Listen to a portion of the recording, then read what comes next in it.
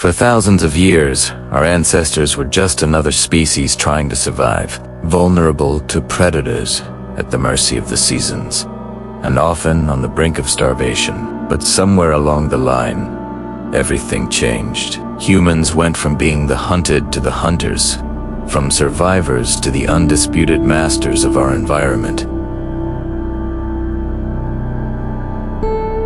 How did this happen? How did a relatively weak, slow primate manage to gain control over forces of nature far greater than itself?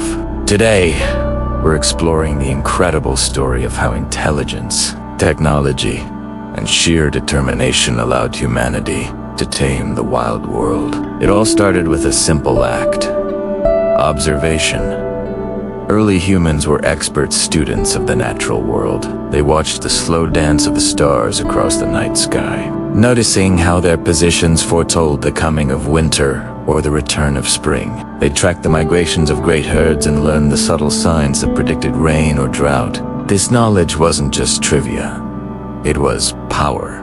By understanding the rhythms of the earth, they could plan. They knew when to plant seeds, where to find game, and when to seek shelter. They were creating the first calendars, the first weather forecasts, turning the chaos of nature into a predictable pattern. But observation alone wasn't enough. Humans needed to physically interact with our world, and for that, they needed tools. What began as simple sharpened stones evolved into a sophisticated toolkit. They crafted fine, razor-sharp blades from flint and obsidian for cutting, and developed sturdy axes to fell trees. They created needles from bone to sew warm clothing and spearheads that could bring down a mammoth. Each new invention was a leap forward, a step away from just surviving and a step toward true mastery. Technology wasn't just about making life easier. It was about fundamentally changing the rules of the game. And then came the greatest tool of all: fire. At first, it was likely a terrifying force, a destructive power that swept through forests. But once humans learned to control it, to create it at will, it became our first great weapon. Fire gave us warmth on the coldest nights and light in the deepest darkness. It cooked our food, making it safer to eat and easier to digest, which may have even helped our brains grow. But we didn't stop there. We learned to use fire to shape the landscape itself, intentionally burning away dense forests to create open grasslands that attracted grazing animals, making them easier to hunt. Fire became a strategic tool, allowing us to transform entire ecosystems to suit our needs. Perhaps the most profound shift in our relationship with nature came with domestication. It likely started with a cautious alliance between humans and wolves. We offered them scraps of food from our kills, and in return, they offered protection and help with the hunt. Over generations, these wolves evolved into the loyal dogs we know today, humanity's first animal partners. Soon after, we began to tame other species.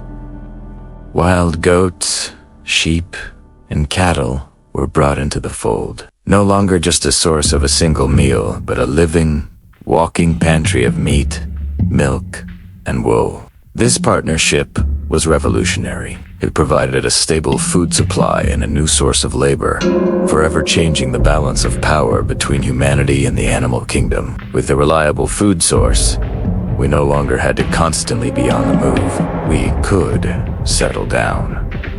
But we needed to control the most vital resource of all: water. In the fertile river valleys of Mesopotamia and Egypt, our ancestors became the world's first hydraulic engineers.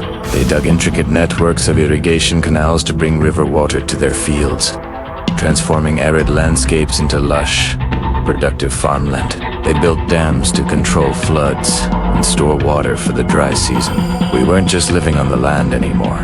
We were actively reshaping it, bending rivers to our will and carving terraces into hillsides to expand our farms. This new, settled lifestyle led to the rise of the first permanent villages. These weren't just clusters of temporary huts. They were strongholds. We built sturdy homes from mud, stone, and wood, designed to last for generations. We erected defensive walls to protect against predators and rival groups. Crucially, we constructed granaries and storage buildings to protect our hard-won harvests from weather, pests, and rot. For the first time, humanity was becoming an immovable force, creating fortified islands of order in the midst of a wild and unpredictable world. Our settlements became anchors, tethering us to the land we now controlled. Our approach to wildlife also evolved. We went from being opportunistic hunters, chasing herds wherever they roamed, to becoming managers. We learned to control breeding areas, ensuring a steady supply of game. We practiced selective hunting, targeting older or weaker animals to keep the herds healthy and strong. This was the dawn of wildlife management. We established territories, defending our hunting grounds from both animal and human competitors. We were no longer just another predator in the ecosystem. We were its stewards, its keepers, and its ultimate authority, with our basic needs for food, water, and shelter secured. We began to see the world not as a collection of threats, but as a vast warehouse of resources. We discovered that certain plants could be used for medicine, others for creating vibrant dyes, and strong timbers for building our homes and boats. We dug into the earth, mining stone for construction, obsidian for tools, and eventually, the shiny metals that would spark a new technological revolution. We were learning to deconstruct nature, to break it down into its raw materials and reassemble it in ways that served our purpose and amplified our power. This profound change in our physical world was mirrored by a transformation in our spiritual world. Early beliefs often centered on a fear and reverence for powerful nature spirits. But as our control over the environment grew, our beliefs began to shift.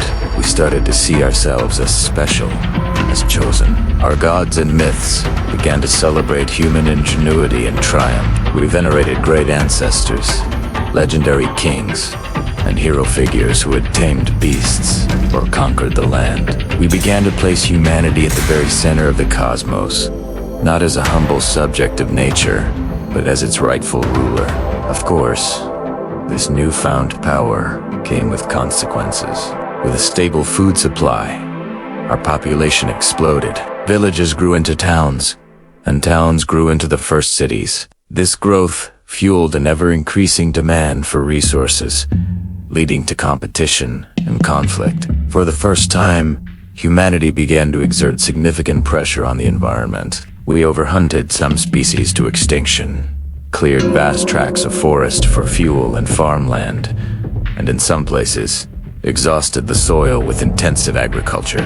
We were learning a crucial lesson. The power to control nature is also the power to destroy it. Our actions were beginning to leave a permanent mark on the planet. And so, a new balance of power was established on Earth. In a remarkably short period, humans had risen from a marginal species to become the single most influential force on the planet. Nature no longer dictated our fate. We were beginning to dictate nature's.